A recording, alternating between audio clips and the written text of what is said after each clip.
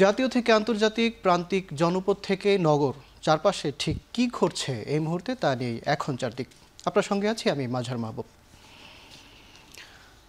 আওয়ামী লীগের প্রেসিডিয়াম সদস্য ও সাবেক মন্ত্রী শাহজাহান খানকে 7 দিনের রিমান্ড মঞ্জুর করেছে আদালত। বিকেল 4টার দিকে তাকে ঢাকার সিএমএম আদালতে তোলা হয়। এ সময় পুলিশ শাহজাহান খানকে 10 দিনের রিমান্ড নেয়ার আবেদন করে। বৃহস্পতিবার মধ্যরাতে ধানমন্ডির একটি বাসা থেকে তাকে গ্রেপ্তার করা হয়। সবশেষ দ্বাদশ জাতীয় সংসদ নির্বাচনে মাদারীপুর 2 আসন থেকে টানা অষ্টমবারের মতো নৌকা প্রতীক নিয়ে সংসদ সদস্য নির্বাচিত হন শাহজাহান খান। বর্তমানে তিনি বাংলাদেশ আওয়ামী লীগের প্রেসিডিয়াম সদস্য এবং বাংলাদেশ শ্রমিক ফেডারেশনের কার্যকরী সভাপতি।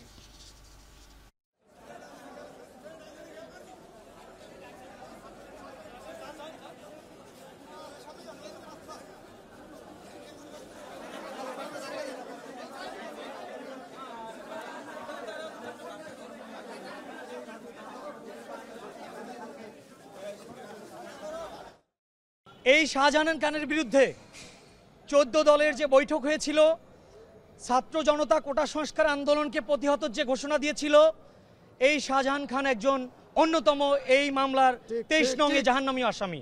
বিজ্ঞ আদালত ঘটনা শুনে এই যেহেতু আব্দুল মোতালিব মারা গিয়েছেন ঘটনাস্থলে, এর কারণে এই আসামির বিরুদ্ধে বিজ্ঞ আদালত সন্তুষ্ট হয়ে 7 দিনের রিমান্ড মঞ্জুর করেন।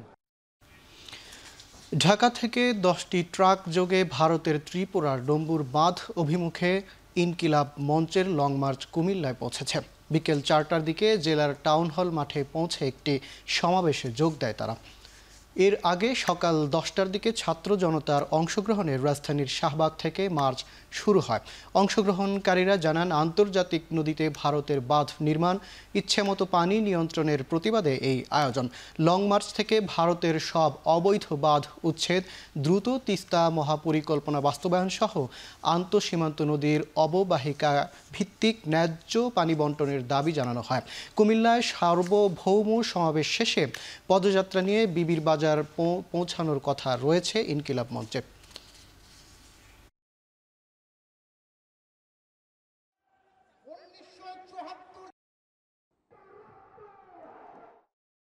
স্বাধীনতার পর থেকে যেভাবে প্রত্যেকটা নদীতে তারা অবৈধভাবে বাঁধ দিয়েছে এবং ব্যর্থ যৌথ নদী কমিশন করেছে বাংলাদেশ, তৎকালীন বাংলাদেশ সরকারকে নিয়ে, যেটার কোনো কার্যকর প্রতিফলন আমরা দেখি নাই। বাংলাদেশের যে চলমান বন্যা, এই বন্যা পরিস্থিতি যাতে আর কখনো না হয়, সেজন্য আমরা আন্তর্জাতিক মিডিয়াকে দেখানোর জন্য আজকে আমরা ফেনীর সেই ডম্বুর বাঁধে যাচ্ছি লং মার্চ করে। আপনারা দলে দলে কুমিল্লার টাউন হলে 3টার সমাবেশে যোগ দিন। সেই 3টার সমাবেশে, সার্বভৌম সমাবেশ থেকে আমরা আমাদের সীমান্ত বিবির বাজার পর্যন্ত লাখো ছাত্র জনতা হেঁটে যাব ইনশাআল্লাহ। ভারত থেকে ছাড়া পানি এবং বৃষ্টির কারণে ডুবেছে পুরো ফেনী সহ আশপাশের অঞ্চল। ভারতে পানি আগ্রাসনের প্রতিবাদে স্ট্রাইক ফর ওয়াটার জাস্টিস কর্মসূচি পালন করেছে ফেনীবাসী। ফেনী শহরের ট্রাঙ্ক রোডের শহীদ মিনার প্রাঙ্গণে সকাল 10টা থেকে বেলা 11:30 পর্যন্ত চলে এ প্রতিবাদ কর্মসূচি। এ সময় পরশুরাম সীমান্তে ভারতীয় সীমান্তরক্ষী বাহিনী বিএসএফ কর্তৃক বাংলাদেশ অংশের বাঁধ কেটে ফেনী সহ আশপাশের জেলা ডুবিয়ে দেওয়ার প্রতিবাদ জানানো হয়। এছাড়াও বন্যায় ক্ষতিগ্রস্তদের যথাযথ ক্ষতিপূরণ, পানির ন্যায্য হিসা আদায় ও মুছাপুরে ক্লোজার দ্রুত পুনর্নির্মাণ সহ 11 দফা দাবি তুলে ধরেন প্রতিবাদকারীরা। স্ট্রাইক ফর ওয়াটার জাস্টিস কর্মসূচিতে ফেনীর নাগরিক সমাজ এবং পরিবেশ ও জলবায়ু বিশেষজ্ঞরা অংশ নেন।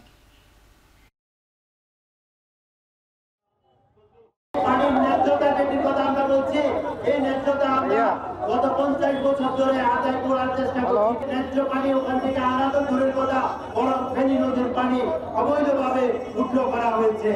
এই অভিযানের বিরুদ্ধে আমাদেরকে রুখে দাঁড়াতে হবে। দেশের দক্ষিণ পূর্বাঞ্চলে সৃষ্ট বন্যার ক্ষয়ক্ষতি মোকাবেলায় কৃষকদের ঋণ অথবা ঋণের কিস্তি মওকুফের প্রস্তাব দিয়েছে centre for agriculture policy studies caps. সেই সাথে ক্ষতিগ্রস্ত এলাকায় কৃষকদের জন্য ঋণের ব্যবস্থা ও শস্য বীমা চালুর প্রস্তাবও দিয়েছে প্রতিষ্ঠানটি। সকালে জাতীয় প্রেস ক্লাবে বন্যাত্তর কৃষি ব্যবস্থাপনা শীর্ষক গোলটেবিল বৈঠকে এ প্রস্তাব দেওয়া হয়। বন্যায় আক্রান্ত এলাকায় যত দ্রুত সম্ভব কৃষি কাজ চালু করার পরামর্শ দেন বাংলাদেশ কৃষি গবেষণা ইনস্টিটিউটের সাবেক মহাপরিচালক ডক্টর শহীদুল ইসলাম। তিনি বলেন, ভবিষ্যতে আকস্মিক বন্যা মোকাবেলায় সবাইকে সতর্ক থাকতে হবে। গোলটেবিল এই বৈঠকে আরও উপস্থিত ছিলেন কৃষি খাতের বিশেষজ্ঞরা।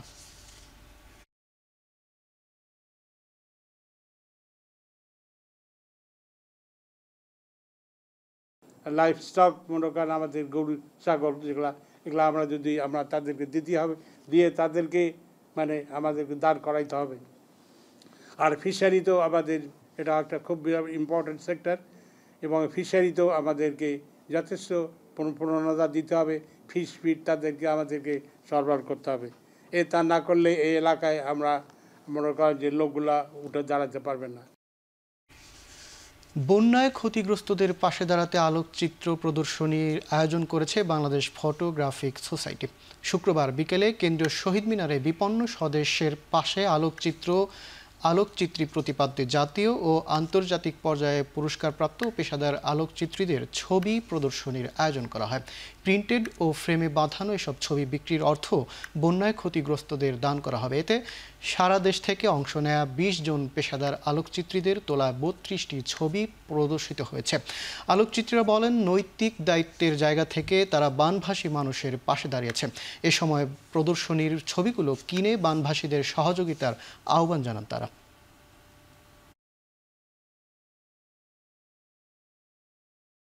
ছবি দিয়ে যদি আমরা বিক্রি করে যদি যেটা পাবো সেটা আমাদের একদম অন্তরের থেকে একটা মানে সাহায্য হবে।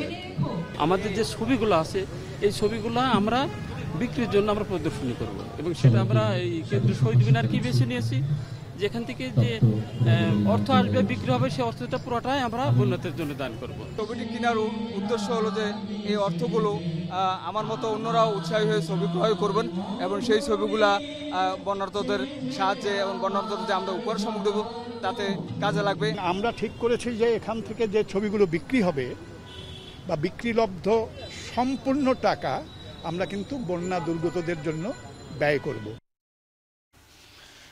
বিএনপির লিয়াজু কমিটির সঙ্গে বৈঠক করেছে গণফোরাম, ন্যাপ ভাসানী ও বাংলাদেশ পিপলস পার্টির নেতারা। এ সময় রাষ্ট্র সংস্কারে জাতীয় ঐক্যের আহ্বান জানান বিএনপির স্থায়ী কমিটির সদস্য ও লিয়াজু কমিটির প্রধান আমির খসরু মাহমুদ চৌধুরী। বিকেলে গুলশানে বিএনপি চেয়ারপারসনের রাজনৈতিক কার্যালয়ে এ বৈঠক শুরু হয়।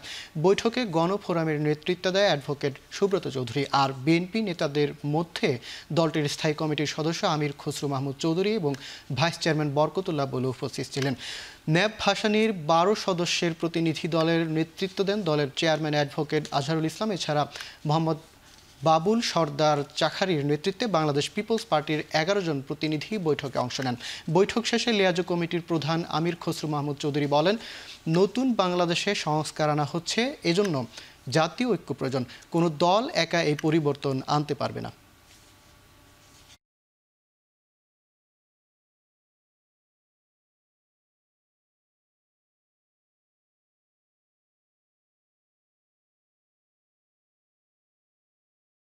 যারা দেশকে অস্থির করতে চাচ্ছে, আমাদের অর্থনীতিকে অস্থির করতে চাচ্ছে, আমাদের এখানে ঐক্যবদ্ধ প্রচেষ্টা থাকবে।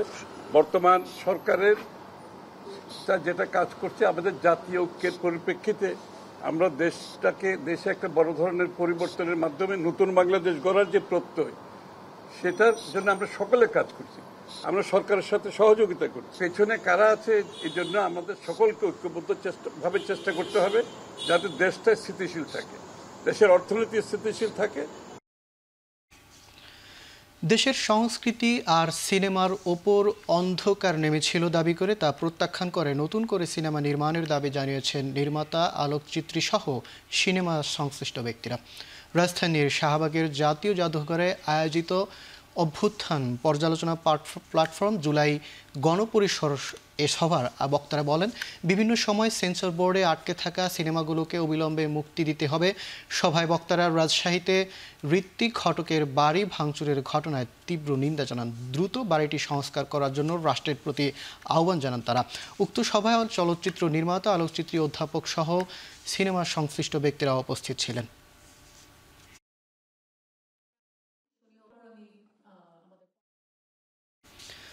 জাতীয় কমিশন গঠনের মাধ্যমে জুলাইয়ে ছাত্র জনতার আন্দোলনে নিহতদের হত্যার বিচার এবং আহতদের পুনর্বাসনের দাবি জানিয়েছে জাস্টিস ফর জুলাই। বিকেলে শহীদরা ফিরে আসছে ব্যানারে শাহবাগের সমাবেশ থেকে এমন দাবি তোলেন তারা। বক্তারা বলেন, শহীদদের রাষ্ট্রীয়ভাবে সাহায্য করার কথা থাকলেও এখনও তা হয়নি, এমনকি রাষ্ট্রীয় স্বীকৃতিও পাননি তারা। দ্রুততম সময়ের মধ্যে কমিশন গঠন করে আন্দোলনে নিহতদের তালিকা এবং আহতদের সুচিকিৎসার দাবি জানানো হয়।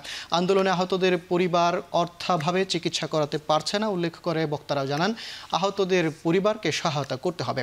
একইভাবে গণহত্যায় নির্দেশদাতাদের দ্রুত আইনের আওতায় আনার দাবিও জানান জাস্টিস ফর জুলাই মঞ্চ।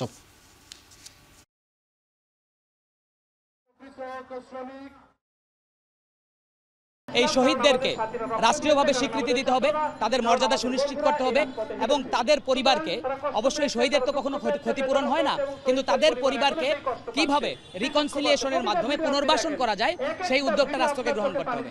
এবং সেই উদ্যোগটা গ্রহণ করার ক্ষেত্রে রাষ্ট্রকে অবশ্যই একটি জাতীয় কমিশন গঠন করতে হবে। সেই কমিশনের কাজ হবে প্রথমত শহীদদেরকে রাষ্ট্রীয় মর্যাদার জন্য একটি তালিকা প্রণয়ন করা, দ্বিতীয়ত যারা আহত আছেন, এখনো পর্যন্ত আমরা জানি লক্ষ লোক আহত হয়েছে, সেই আহতদের প্রত্যেককে রাষ্ট্রীয়ভাবে চিকিৎসার ব্যবস্থা করতে হবে।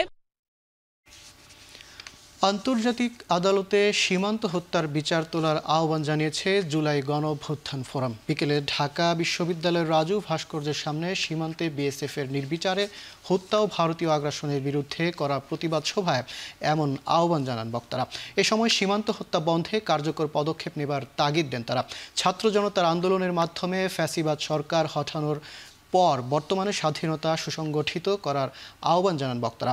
অভিযোগ করেন, গেল 15 বছরে কোনো সীমান্ত হত্যার বিচার হয়নি। ভারতের জনগণের সাথে বৈরিতা নেই জানিয়ে জুলাই গণঅভ্যুত্থানের সমন্বয় বলেন, ভারত সরকারকে এ বিষয়ে চাপ দিতে হবে।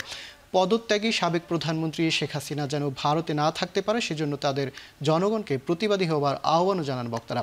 সীমান্ত হত্যা সমস্যার টেকসই সমাধানে প্রত্যাশার কথা জানান তারা। সমাবেশ শেষে বিক্ষোভ মিছিল করে জুলাই গণঅভ্যুত্থান ফোরাম।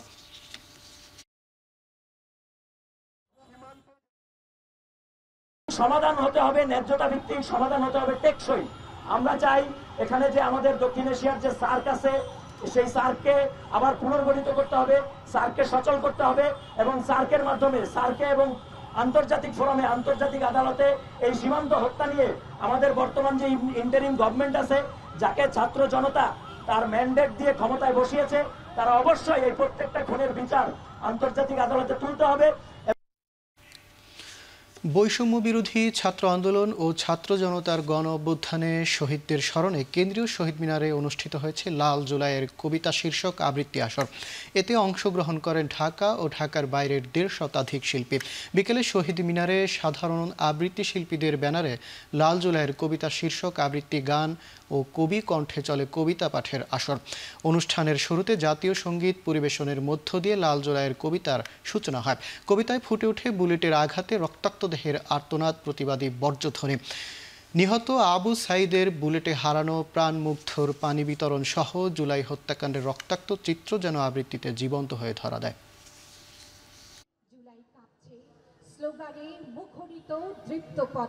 সংক্ষিপ্ত জীবনকে তছনছ করা আমার চোখের মণিকে। শহীদদের প্রতি শ্রদ্ধা জানানো অথবা নির্বিচারে হত্যার বিপক্ষে দাঁড়ানো একজন শিল্পী হিসেবে আমি মনে করি যে এটা আমার একান্ত একটি দায়বদ্ধতা। তারা যদি তাদের প্রাণ না দিতেন, সাহস করে রাজপথে নেমে না আসতেন, বন্দুকের সামনে বুক চিতিয়ে না দাঁড়াতেন, আজকের যে বাংলাদেশ আমরা পেয়েছি সেটা আমরা পেতাম না। কবিতার ক্ষেত্রে আমরা প্রাধান্য দিচ্ছি মূলত জুলাইয়ের গণহত্যাকে কেন্দ্র করে যেসব কবিতা হয়েছে সেগুলাই, এবং নতুন কবি যারা উক্তি কবি আছে তাদেরকেও আমরা প্রাধান্য দিচ্ছি। জাতীয় সঙ্গীতের পরিবর্তনের পক্ষে নন কবি, লেখক, গবেষক ফরহাদ মজহার। রাজধানীতে জুলাই গণঅভ্যুত্থান নিয়ে উন্মুক্ত কবিতা পাঠ অনুষ্ঠানে এ মনোভাব প্রকাশ করেন তিনি। বিশ্ব সাহিত্য কেন্দ্রে সন্ধ্যা 7টার দিকে বঙ্গীয় সাহিত্য সভার আয়োজনে এই সভায় বেশ কয়েকজন তরুণ কবি উপস্থিত ছিলেন। অনুষ্ঠানের শুরুতে স্বরচিত কবিতা পাঠ করেন তরুণরা, পরে মূল আলোচক হিসেবে বক্তব্য রাখেন কবি ফরহাদ মজহার। আলোচনার শুরুতে তিনি বাংলা ভাষার সঙ্গে কবিতার সম্পর্ক নিয়ে কথা বলেন। এ সময় তিনি জাতীয় সঙ্গীত পাল্টানোর চিন্তা থেকে সবাইকে বের হয়ে আসার অনুরোধ জানান।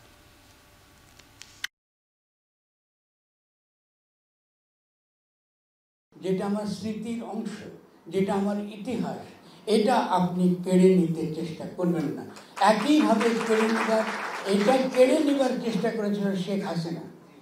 অন্য দিক থেকে সেকুলাররা একরকম কাটতে চেষ্টা করে, এইরকম ইসলামপন্থীরা আরেক দিক থেকে আমাদের স্মৃতিকে নষ্ট করতে চায়, আমাদের কাছ থেকে কেড়ে নিতে চেষ্টা করে।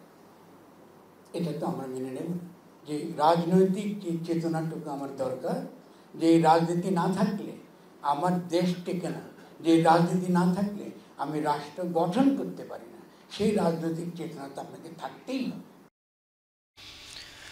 অন্তর্বর্তী সরকারের কাছে শেখ হাসিনাও যারা গণহত্যায় সহযোগিতা করেছে তাদের অবিলম্বে বিচারের আওতায় আনা এবং জাতিসংঘের তত্ত্বাবধানে বিচারের দাবি জানিয়েছে জামায়াতে ইসলামী ঢাকা মহানগরী দক্ষিণের আমির নুরুল ইসলাম বুলবুল। সকালে রাজধানীর শনির আখড়ায় বৈষম্য বিরোধী ছাত্র আন্দোলনে শহীদ পরিবারের সদস্যদের সাথে মতবিনিময় ও আর্থিক সহায়তা প্রদানের সময় এ দাবি জানান তিনি। এছাড়া শহীদ ও আহত পরিবারগুলোর সুনির্দিষ্ট তালিকা তৈরি করে তাদের কর্মসংস্থান এবং পুনর্বাসনের ব্যবস্থা করার দাবিও জানান তিনি। বলেন, 2009 সালে পিলখানায় সেনা সদস্যদের হত্যা করে এবং বিডিআর সদস্যদের বিচারের নামে অবিচার করে সীমানাকে অরক্ষিত করেছে আওয়ামী লীগ সরকার।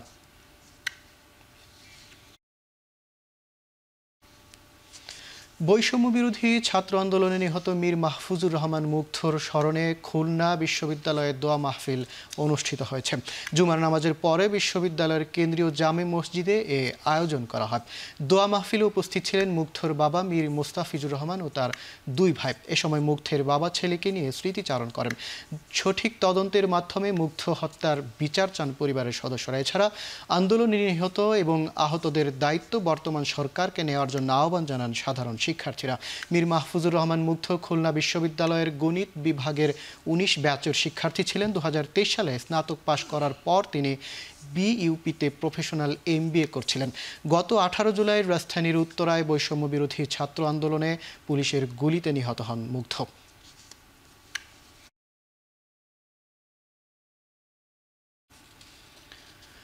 জাতীয় সঙ্গীত নিয়ে ষড়যন্ত্রের প্রতিবাদে এবং জড়িতদের রুখে দিতে দেশের বিভিন্ন জায়গায় পালিত হয়েছে জাতীয় সঙ্গীত গাওয়ার কর্মসূচি। বিকেলে চট্টগ্রাম মহানগরীর চেরাগী পাহাড় মোড়ে জাতীয় সঙ্গীত পরিবেশন করেন বিভিন্ন শিল্পগোষ্ঠী সহ সাধারণ মানুষ। এ সময় বক্তারা বলেন, মুক্তিযুদ্ধের চেতনার বিরোধিতাকারীরা জাতীয় সঙ্গীতের উপর আঘাত হানতে শুরু করেছে। এই হীন চক্রান্তের প্রতিবাদ এবং জড়িতদের রুখে দেওয়ার প্রত্যয় ব্যক্ত করেন তারা। এদিকে কক্সবাজারে বৃষ্টি স্নাত পরিবেশে সমবেত কণ্ঠে জাতীয় সঙ্গীত পরিবেশন করেছে প্রগতিশীল বিভিন্ন সাংস্কৃতিক সংগঠনের কর্মীরা। এ সময় দেশের গান গেয়েও প্রতিবাদ জানানো হয়। জাতীয় সঙ্গীত নিয়ে ষড়যন্ত্রের প্রতিবাদ জানিয়ে যশোর একসাথে একযোগে গাইব জাতীয় সঙ্গীত কর্মসূচি পালিত হয়েছে। কেন্দ্রীয় কর্মসূচির অংশ হিসেবে শুক্রবার সকাল 10টায় শহরের ঈদগাহ মোড়ে এই কর্মসূচি পালন করে উদীচী শিল্পগোষ্ঠীর যশোর জেলা সংসদ।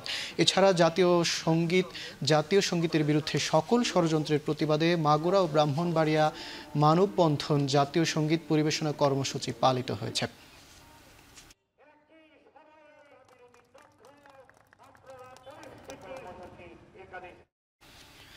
বৈষম্য বিরোধী আন্দোলনে শহীদদের স্মরণ এবং আধিপত্য অপশক্তির বিরুদ্ধে রাজশাহী বিশ্ববিদ্যালয়ে অনুষ্ঠিত হলো দ্রোহের গান ও কাওয়ালি সন্ধ্যা। সন্ধ্যায় বিশ্ববিদ্যালয়ের শহীদ মিনার প্রাঙ্গণে মুক্ত মঞ্চে এ আয়োজন করা হয়। স্বৈর শাসকের পতন এবং ছাত্র জনতার বিশ্বাস ও দেশীয় চেতনার জাগরণে এই অনুষ্ঠানের আয়োজন করে বিশ্ববিদ্যালয়ের ছাত্র সংগঠন আজাদী মঞ্চ। এতে রাজশাহী বিশ্ববিদ্যালয় সহ পাবনা থেকে আসা শিল্পীরা গান পরিবেশন করেন। এ সময় গান ও কাওয়ালির মাধ্যমে বৈষম্য বিরোধী আন্দোলনে নিহতদের স্মরণ করা হয়। এতে সংক্ষিপ্ত বক্তব্যে শিক্ষকরা বলেন, কাওয়ালি দ্রোহ, প্রেম, দেশত্ববোধ জাগ্রত করে। বিদেশি সংস্কৃতির আগ্রাসনকে রুখে দিয়ে দেশীয় সংস্কৃতির চর্চাতে গুরুত্ব দিয়ে এমন আয়োজন রাজশাহী বিশ্ববিদ্যালয়ের অব্যাহত থাকবে বলে জানান আয়োজকরা।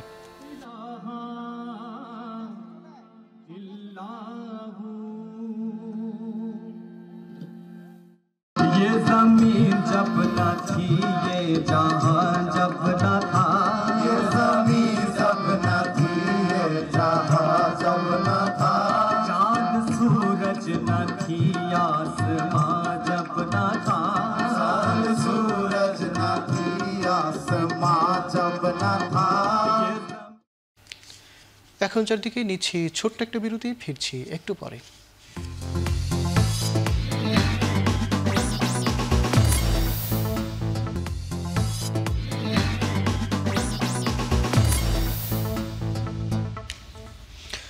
বিরতির পর ফিরে এলাম, আপনারা দেখছেন এখন চারদিক। ক্ষমতাচ্যুত আওয়ামী সরকারের আমলে সারা দেশে বন্ধ হওয়া পাটকল খুলে দেওয়ার দাবিতে চট্টগ্রামের বিক্ষোভ করেছেন পাটকল শ্রমিকরা। একই সাথে পাটকলগুলো বন্ধের পর শ্রমিকদের পাওনা মজুরি ও প্রাপ্য বিল বুঝে দেওয়ার দাবিও জানান তারা। শুক্রবার বিকেলে নগরীর আমিন জুট মিল এলাকায় আয়োজিত বিক্ষোভ সমাবেশে যোগ দেন কয়েকশো শ্রমিক কর্মচারী। সমাবেশে বক্তারা বলেন, বিগত সরকারের আমলে পাট খাতকে লাভজনক করার কোনো উদ্যোগ নেওয়া হয়নি, ফলে দিনে দিনে এটি লোকসানি খাতে পরিণত হয়।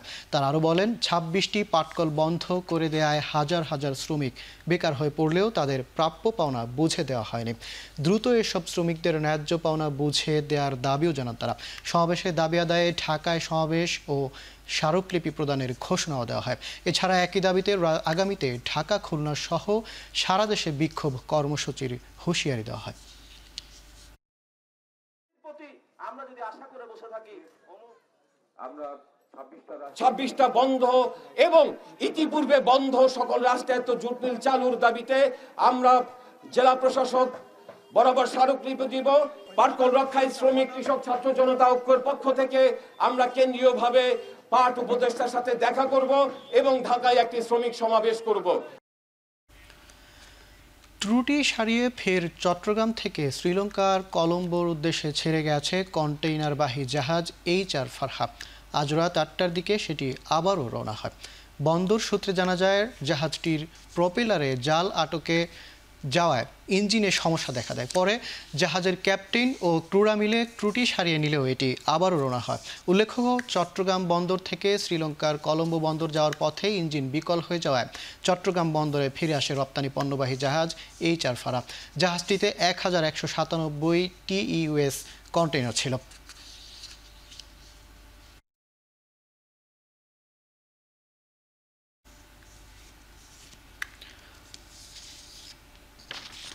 কক্সবাজারে যৌথ বাহিনীর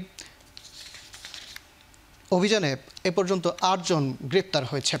র্যাব 15-এর সহকারী পরিচালক মোহাম্মদ আবুল কালাম চৌধুরী জানান, গ্রেপ্তারকৃতরা দীর্ঘদিন ধরে কক্সবাজারের PM-খালী সহ পার্শ্ববর্তী এলাকায় আধিপত্য বিস্তার ও বিভিন্ন সন্ত্রাসী কার্যক্রম চালিয়ে আসছিল। এছাড়া দেশি ও বিদেশি অস্ত্র ও গোলাবারুদ কেনাবেচায় জড়িত ছিল তারা। অভিযানে উদ্ধার করা অস্ত্রগুলি কক্সবাজার সদর মডেল থানায় হস্তান্তর করা হয়েছে। জেলা প্রশাসনের নির্বাহী ম্যাজিস্ট্রেট নওশের ইবনে হালিমের উপস্থিতিতে র্যাব, সেনাবাহিনী, পুলিশ এবং বিজিবি যৌথ অভিযান পরিচালনা করে।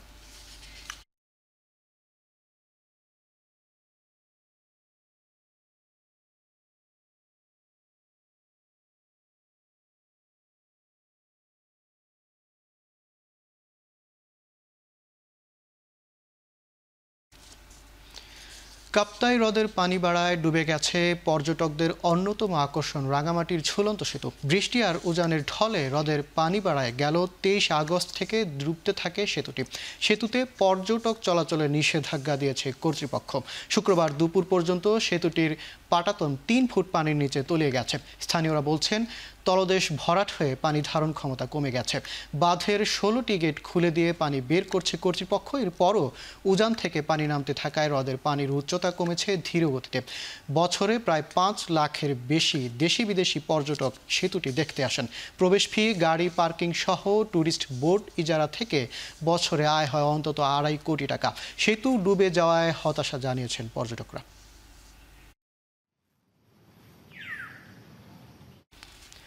ঢাকা চট্টগ্রাম মহাসড়কের কুমিল্লার 14 গ্রামে বাসের ধাক্কায় মাইক্রোবাসে থাকা একই পরিবারের 3 জন সহ মোট 4 জন যাত্রী নিহত হয়েছেন। আহত হয়েছেন 5 জন। শুক্রবার ভোর 6:30টার দিকে মহাসড়কের বাতিসা নাম করা এলাকায় এই দুর্ঘটনা ঘটে। মিয়াবাজার হাইওয়ে পুলিশ ফাঁড়ির ইনচার্জ রইস উদ্দিন জানান, নানকরা এলাকায় ঢাকা চট্টগ্রাম মহাসড়কের ঢাকা লেনে একটি পিকআপ ভ্যান দাঁড়িয়েছিল। সেখানে নিয়ন্ত্রণ হারিয়ে শুরুতে পিকআপ ভ্যানে ধাক্কা দেয় মাইক্রোবাসটির। পর এ সময় ঢাকাগামী স্টারলাইন পরিবহনের একটি বাস নিয়ন্ত্রণ হারানো ওই মাইক্রোবাসকে ধাক্কা দিলে ঘটনাস্থলে 4 জনের মৃত্যু হয়। দুর্ঘটনা কবলিত বাস এবং মাইক্রোবাস জব্দ করেছে পুলিশ।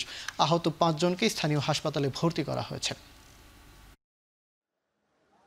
যাবার পথে 14 গ্রাম আইসি আর এই স্টার লাইনে যে আর মাইক্রোবাসের মারি দিছে, মারা দেওয়ার পিছিয়ে থেকে মারি দিছে। মারা দেওয়ার পরে ভাই মারা গেছে, আমার ভাই মামুন মারা গেছে, তার ছেলে মারা গেছে, তার শাশুড়ি মারা গেছে, তারপরে ড্রাইভার ভাই মারা গেছে, মোট 4 জন মারা গেছে।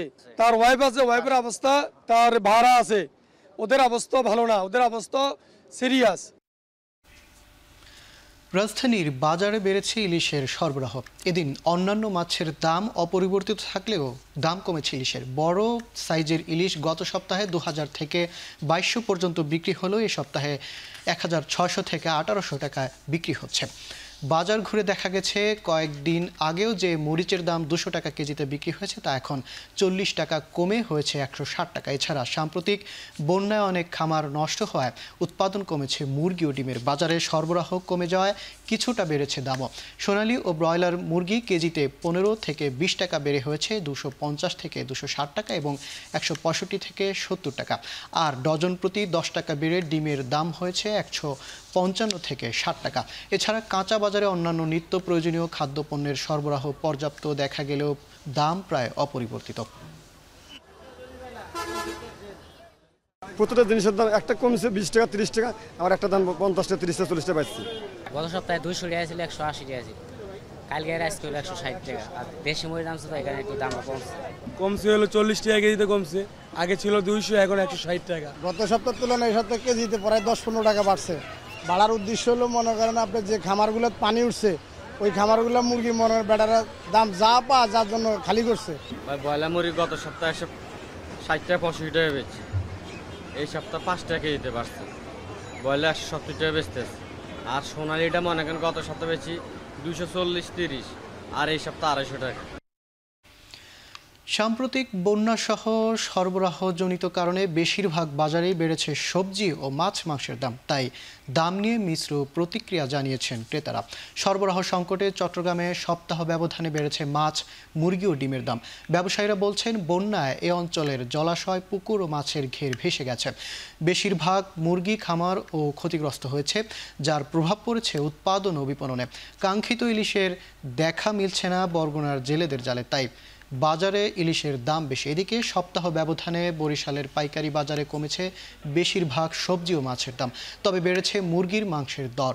5 থেকে 10 টাকা দমে কমে লাউ 30, করলা 45, বরবটি 50, কাঁকরোল 55, বেগুন 60 ও কাঁচামরিচ বিক্রি হচ্ছে 150 থেকে 160 টাকায়। সরবরাহ বাড়ায় মাগুরার বাজারে আসতে শুরু করেছে শীতের সবজি। নানা ধরনের সবজিতে ছেয়ে গেছে বাজার।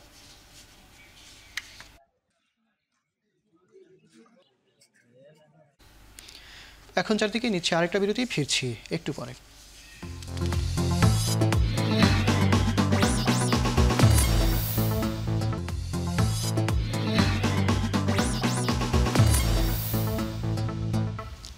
বিরতির পর আবারও ফিরে এলাম, আপনারা দেখছেন এখন চারদিক।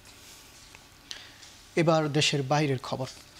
বর্ণাঢ্য আয়োজনের মধ্য দিয়ে উদযাপিত হলো যুক্তরাজ্যের স্বনামধন্য চ্যারিটি সংস্থা আপাসেনের 40 বছর পূর্তি অনুষ্ঠান।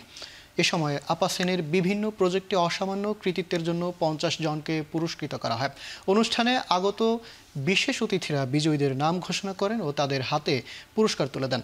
এমনকি 4 দশক ধরে সমাজে গুরুত্বপূর্ণ অবদান রাখায় আপাসেনের ভূমিকায় প্রশংসা করেন ব্রিটিশ মন্ত্রী রুশনারা আলী। পাশাপাশি কমিউনিটির বিভিন্ন স্তরের মানুষের সহযোগিতার কথাও কৃতজ্ঞতার সাথে উল্লেখ করেন তিনি। পূর্ব লন্ডনের একটি হলে আয়োজিত এ অনুষ্ঠানটির সংশ্লিষ্ট ব্যক্তিরা ছাড়াও কমিউনিটির বিভিন্ন শ্রেণী পেশার মানুষও উপস্থিত ছিলেন।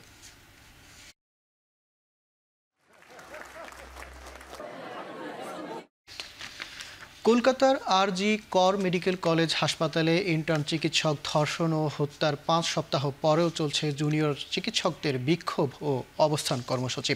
ঘটনার পর হাসপাতাল সংস্কার করে অপরাধের আলামত ধ্বংসের নির্দেশ দেওয়ার অভিযোগ উঠেছে হাসপাতালের সাবেক অধ্যক্ষ সন্দীপ ঘোষের বিরুদ্ধে। আর বাড়িতে তল্লাশি চালিয়েছে ইডি। বিজেপির অভিযোগ, অপরাধীদের বিচারের আওতায় আনতে ব্যর্থ পশ্চিমবঙ্গ রাজ্য সরকার। তারা বলছেন পুলিশ নির্যাতিতার পরিবারকে ঘুষ দিয়েছিল ঘটনা ধামাচাপা দিতে। এদিকে তৃণমূল কংগ্রেস বলছে বিজেপি সহ অন্যান্য রাজনৈতিক দল ঘটনাকে অন্যদিকে প্রবাহিত করার চেষ্টা চালাচ্ছে। এই মামলার শুনানি 5 সেপ্টেম্বর থেকে পিছিয়ে 9 সেপ্টেম্বর নির্ধারণ করেছে ভারতের সুপ্রিম কোর্ট।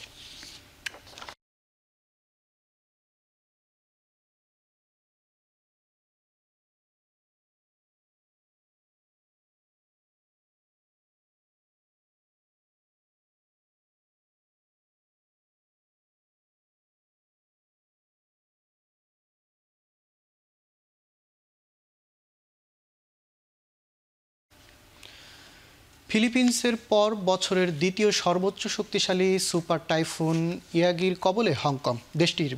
দেশটিতে ঝড়ের তীব্রতা কমতে শুরু করলেও ভারী বৃষ্টির কারণে বন্ধ আছে ব্যবসা প্রতিষ্ঠান ও স্কুল কলেজ। হংকংয়ের পর টাইফুনটি চীনের দক্ষিণাঞ্চলের দিকে অগ্রসর হচ্ছে। বিবিসির তথ্য অনুসারে শুক্রবার দিনের শেষে ভাগে চীনের অন্যতম জনপ্রিয় পর্যটন নগরী হাইনানে আঘাত আনতে পারে ইয়াগি। ঝড়ের ক্ষয়ক্ষতি এড়াতে টানা দ্বিতীয় দিনের মতো চীনের দক্ষিণাঞ্চলে বন্ধ রাখা হয়েছে ট্রেন ও নৌপরিবহন। বাতিল করা হয়েছে অসংখ্য ফ্লাইট। চলতি সপ্তাহের শুরুতে ফিলিপিন্সের তাণ্ডব চালায় টাইফুন ইয়াগে। ভারী বৃষ্টির প্রভাবে সৃষ্ট বন্যা ও ভূমিধসে প্রাণহানি হয় অন্তত 13 জনের। ধারণা করা হচ্ছে সেখান থেকে দ্বিগুণ শক্তি অর্জন করে ঝড়টি ধেয়ে যাচ্ছে চীন অভিমুখে। টাইফুনের কেন্দ্রের বাতাসের গতিবেগ ঘন্টায় 240 কিলোমিটার পর্যন্ত রেকর্ড করা হয়েছে।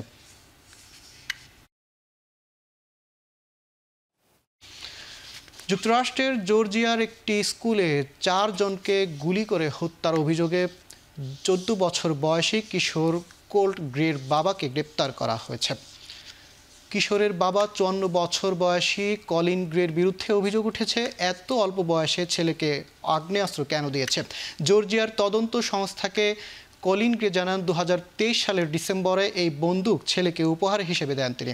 বন্দুক সহিংসতা রোধে কাজ করা সংস্থাগুলো বলছে এসব ঘটনার পেছনে অভিভাবকদের দায়ভার অনেক। মর্মান্তিক এই ঘটনায় শোক প্রকাশ করে মার্কিন প্রেসিডেন্ট জো বাইডেন বলেছেন, স্কুল কর্তৃপক্ষের জরুরি পদক্ষেপ নিতে হবে স্কুল কলেজে অস্ত্র নিষিদ্ধ করতে। তিনি বলেন, অন্য যে কোনো ঘটনার তুলনায় বন্দুক সহিংসতায় যুক্তরাষ্ট্রে অনেক বেশি শিশুর প্রাণ যায়। বৃহস্পতিবার জর্জিয়ার একটি স্কুলে কোল্ট গ্রে 2 শিক্ষক ও 2 শিক্ষার্থীকে গুলি করে।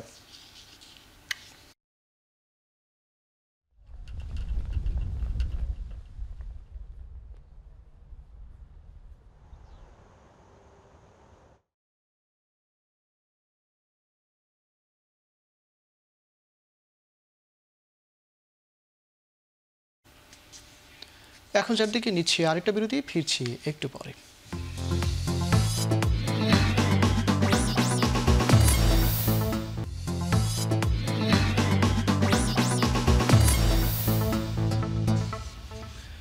বিরতির পর আবারও ফিরে এলাম, আপনারা দেখছেন এখন চারদিক। বিগ ব্যাশের পর এবার Zimbabwean franchise tournament gym Afro টি10 লিগে 10 পেলেন বাংলাদেশের অলরাউন্ডার রিশাদ হোসেন। তরুণ এই ক্রিকেটারকে সরাসরি চুক্তিতে দলে ভিড়িয়েছে হারারে বোল্টস। ফ্র্যাঞ্চাইজিটিতে দাসুন সানাকা, জিমি নিশামদের মতো তারকাদের সতীর্থ হিসেবে পাচ্ছেন রিশাদ। সেপ্টেম্বরে 21 থেকে 29 তারিখ পর্যন্ত চলবে এই লিগ। তখন জাতীয় দলের ব্যস্ততা না থাকায় বিসিবি থেকে ছাড়পত্র পেলেই প্রথমবার বিদেশি লিগে অংশ নিতে পারেন প্রতিভাবান এই অলরাউন্ডার। জিম্বাবুয়েন লিগটির প্রথম আসরে খেলছেন বাংলাদেশের মুশফিকুর রহিম ও তাসকিন আহমেদ।